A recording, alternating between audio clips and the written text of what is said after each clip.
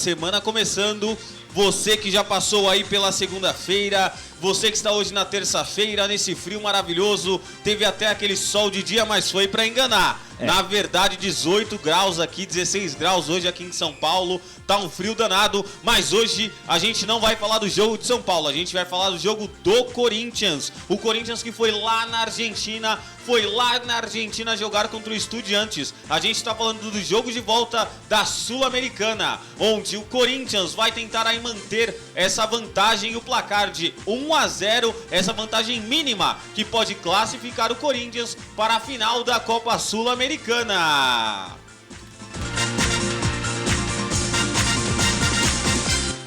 Danilão, mais uma vez aqui com a gente na bancada, a gente tá aqui pra falar desse jogaço de bola, tá aqui pra gente começar a ver esse jogão, Corinthians e Estudiantes. Já começa falando, Danilão, qual que é a sua expectativa para esse jogaço de bola entre Estudiantes da Argentina e Corinthians?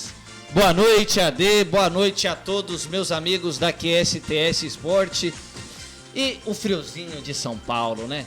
São Paulo tá frio, Corinthians aqui na Argentina para pegar o Estudiantes com uma expectativa de estádio lotado, né? A torcida do Estudiantes chegando, já enchendo o estádio e aí esperar um grande jogo, né? Estudiantes, que no jogo passado perdeu de 1-0 para o Corinthians, poderia ter sido até mais. Cássio fez algumas boas defesas, o time do Estudiantes, um time muito bem treinado, que trabalha muito bem a bola, mas o Vanderlei vem com uma estratégia que eu achei muito boa para segurar o Estudiantes e quem sabe sair, fazer um golzinho. Se faz um golzinho, muda todo o contexto do jogo, mas ele vem para segurar essa vantagem, é pequena, mas é uma vantagem, para garantir a sua classificação. E aí, aquela moeda também que a Sul-Americana dá de premiação, né, Adenilson? Hoje são 800 mil dólares aí, mais ou menos uns 3 milhões de reais aí na conta aí do time que passar pra final, lógico, né? Um dinheiraço, sem contar que é todo patrocínio, tem tudo em volta, né? Mas aí você falou de uma coisa interessante, o Corinthians fazer o gol no começo do jogo, mas é também a mesma situação para o Estudiantes. Hoje o time do Estudiantes aí que vem com algumas mudanças, um ataque mais rápido, um time mais veloz, o seu camisa 10, o Laser aí, jogador absurdo que joga muita bola, tá na nossa seleção aqui sul-americana, ótimo jogador aí, um dos melhores que a gente viu, Laser. Laser. O Ed que adora, né? E já vou começar mandando aqui um grande abraço, Mário Pérez, que já tá com a gente na live aqui, ligadaço. Ele sempre tá com a gente, tá acompanhando. E Danilo, a gente teve aí alguns jogos, né? Teremos aqui alguns jogos, né? Não só do Corinthians hoje, mas também aí da Sul-Americana, que a gente vai ter o jogo do Fortaleza amanhã contra o América. Tem também o Botafogo, que vai jogar com Defensa e Justiça, que também vai tentar aí essa sua classificação. E tem o São Paulo com a LDU na quinta-feira. Mas falando de hoje, o que você mudaria da escalação do Corinthians passado, né? A gente teve aí o começo do jogo que foi com Yuri Alberto, aí jogou o Piro, Rojas, Renato Augusto, Maicon, Juan. Essa foi a escalação aí que o Luxemburgo fez, colocou Bruno Mendes, colocou o Gil, colocou o Murilo, né? O Murilo foi vendido, não vai jogar. Então já tem uma mudança aí, né? E do lado esquerdo o Fábio Santos. O que você faria aí de mudança, Danilão? Eu colocaria o Moscardo, né? Moscardo que vem... Desculpa, foi o Moscardo no lugar do Juan, é verdade. Isso, o Moscardo, ele já vem jogando, né? Ele jogou o último jogo. Então eu não mexeria nele no Maicon. Eu só ia pedir pro Maicon recompor um pouquinho, porque a gente viu que no primeiro tempo o Estudiantes ganhou praticamente todas as bolas nas costas do Moscardo e do Maicon, principalmente do Maicon, que ele apoiava muito bem. O Maicon chegou com muito perigo, né? Pisou muito na área, o Maicon. Sim, ele pisou muito, só que assim, não é só pisar, alguém precisa fazer essa recomposição, porque se o Maicon sobe, o Rojas não tem essa característica de voltar para marcar, tampouco o Renato Augusto. Então você fica vulnerável, e aí foi aonde o Estudiantes tomou conta ali do meio de campo e o Corinthians acabou sofrendo um pouquinho. Soube sofrer, saiu com um placar de 1-0 no final. Porém, eu manteria o Maicon, falaria pro Maicon segurar um pouquinho, apoiar assim. Isso. Deixaria. Ficaria como acabou. Assim, mais ou menos um time que acabou, né? Entraria com Wesley pela esquerda, principalmente para apoiar o Fábio Santos, que excelente jogador, mas já está em fim de carreira, tá? Corintianos, não me levem a mal, não é um mau jogador, é um craque.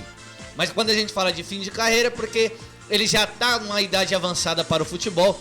E aí a gente vê que ele faz um primeiro tempo muito bem, é um jogador de alta performance, mas que ele apoia muito bem. E aí, se ele ficar só marcando, ele cansa muito rápido. E quando ele tem esse apoio, o Corinthians ganha mais qualidade no apoio. Pode ver que quando entra o Romero ou quando tá o Wesley, o Fábio Santos, ele consegue apoiar um pouco mais, né? Ele tem essa qualidade para poder chegar e o Corinthians consegue chegar com mais qualidade. Não podia pôr o Bidu no lugar dele ali? Pensando no jogo? Ó, pensando no jogo, eu deixaria ele porque ele é melhor defensivamente. E colocaria alguém pra ajudá-lo. Porque assim, ó, ele tem mais qualidade e mais experiência. Então eu não tiraria o Fábio Santos. Mas colocaria um atacante que o ajuda pra fazer essas triangulações, essa dobradinha junto com ele. E aí sim, seria o Wesley ou o Romero. E aí, o Yuri Alberto, que não tá numa fase boa, eu deixaria o Renato Augusto mais próximo da área. Porque uma bola que o Renato Augusto pegar, ele pode definir um jogo, é um cara que ele pode decidir uma partida. A gente vê a última Copa que o Renato Augusto jogou. Se ele tiver jogado de titular, eu tenho certeza absoluta que o Brasil tinha passado da Bélgica.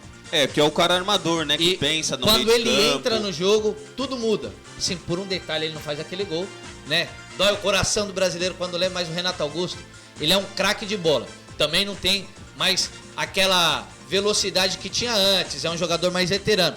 Mas que perto da área ele é um absurdo. Ele é um dos últimos armadores que a gente vai ver jogando brasileiro, né? Armador mesmo, né? Isso. Que arma jogo. Que E assim, ó, não mais, só né, arma, cara? mas ele finaliza muito bem. É um cara muito decisivo.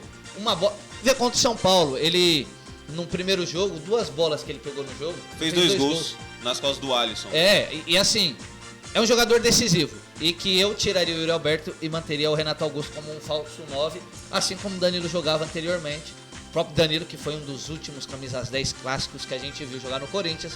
E ele fazia, no final da carreira, ele já fazia essa função de um falso 9 e muito bem feita.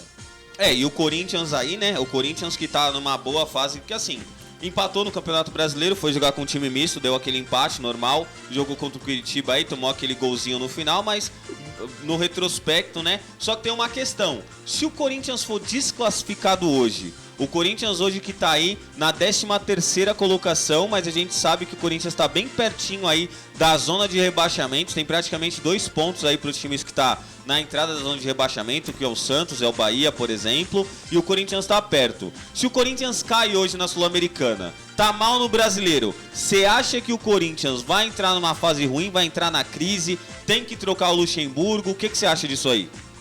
Eu não acho que tem que trocar o Luxemburgo. Se a gente pensar um mês atrás, trocaria, né? Ele tava meio numa corda bamba, mas a diretoria do Corinthians o manteve e deixou trabalhar.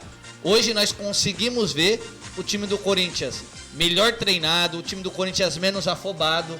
Você vê um time do Corinthians que consegue ficar com a bola no pé, né? Tem qualidade quando sai jogando e realmente tá muito bem treinado pelo Vanderlei Luxemburgo. Ele fez esse time pegar o espírito de Corinthians novamente. Tem cara agora, né? Agora o time tem identidade. Quando chega no Brasileiro, se a gente falar, se o Corinthians cai hoje, o Corinthians já caiu na Copa do Brasil. O Corinthians fez uma temporada, se a gente for pensar em Copas, muito boa, né? Você pensar numa semifinal de Libertadores, umas quartas de final de Sul-Americana, pra quem estava despretensioso, mas assim, o Corinthians precisa ficar de olho sim no Campeonato Brasileiro. Não pode vacilar, não pode namorar com a zona do rebaixamento, porque o Campeonato Brasileiro ele é muito traiçoeiro. Se você entra numa zona de desconforto, como diz o próprio Luxemburgo, na zona da confusão, fica muito difícil de você sair porque o psicológico abala. Sim, uma eliminação abalaria, mas uma vitória no Brasileiro contra o Palmeiras muda tudo. E aí você tem uma pedreira que é um clássico. Se você é eliminado hoje e você perde para o Palmeiras, aí você joga uma crise, porque trata-se... E o Palmeiras vai com força máxima, né? Com toda certeza. Porque falando em Libertadores aí, a gente pegando até embalo, hoje o Inter ganhou de 2-0 em casa. Muito bem. Jogando muita bola. Valência, O Valência fez gol e aquele assim, Wanderson lá. Cara, eu vi o primeiro tempo do jogo. Hein? Como que o Valência faz a diferença. Mas é o definidor, né? A função do cara é definir. Ele tá dentro da área pra definir. A bola chega. Exato. E aí o Wanderson, que corre 200 km por hora, realmente fez jogo diferente. Internacional classificado. Mas a gente só vai falar da chave aqui, ó, da Sul-Americana. E a gente fala um pouquinho no intervalo da Libertadores, tá? Então, ó, da Sul-Americana aqui, a nossa chave qual que é? A chave da Sul-Americana de hoje é bem tranquilinha pros times aí que passarem. Ó, o Corinthians, se ele passar hoje, Danilo... Se o Corinthians passar, ele vai pegar o Fortaleza, porque tá com 4 gols de vantagem sobre a América. Fortaleza tá igual o Palmeiras, digamos assim. Esse milagre não vai acontecer, porque é muito joga difícil. Em casa também. E aí beleza. Então o Fortaleza tem aí 2 gols de diferença, praticamente vai jogar em casa, vai enfrentar amanhã 9h30. Né? É absurdo, pode perder praticamente o jogo aí, é muito difícil. O Botafogo e o Defensa e Justiça tá na mesma cidade que o São Paulo e o LDU de Quito. São Paulo que a gente vai fazer o jogo na quinta, 7 horas, e aí amanhã tem o jogo do Palmeiras. Então, assim, da chave, qual que é mais perigoso de pegar? Da outra chave, Fortaleza, Botafogo, São Paulo. De quem passar aqui? Qual que é mais difícil? Olha, o São Paulo, ele vem num embalo muito grande. Eu acredito que ele passa da LDU. E decide em casa, né, também acho. O Botafogo, ele vai com força máxima, eu tenho certeza. Ele jogou com um time misto, né, em casa. Teve aquele empate meio estranho, mas eu acredito que ele vai com força máxima para tentar essa classificação, porque se tá chegando e pode chegar, vamos colocar. Né, tem uma vantagem boa, uma gordura boa pro Palmeiras. Né, a gente sabe que no brasileiro tudo pode acontecer, mas tá bem distante ainda. Mas assim, pegar um Fortaleza, eu acho que o Corinthians, o lado do Corinthians, tem uma pedreira pela frente. Quem pegar o Fortaleza, porque o Fortaleza não só é bem treinado, como joga junto já tem 3 anos. É um time que com joga junto há 3 mudanças. anos, poucas mudanças. Esse ano não muito tem sido treinado. Um time muito expressivo, mas tá bem forte. De toda forma, vamos esperar, o foco é o jogo de hoje. Acho que a gente vai ter vai sofrer bastante, igual no primeiro jogo, mas é isso aí. Chegando agora para comandar o jogo, para comandar essa bola, a gente vai passar aqui pro Ed. Boa noite, Ed, bem-vindo. Vamos para cima, mais um jogo, mais uma decisão.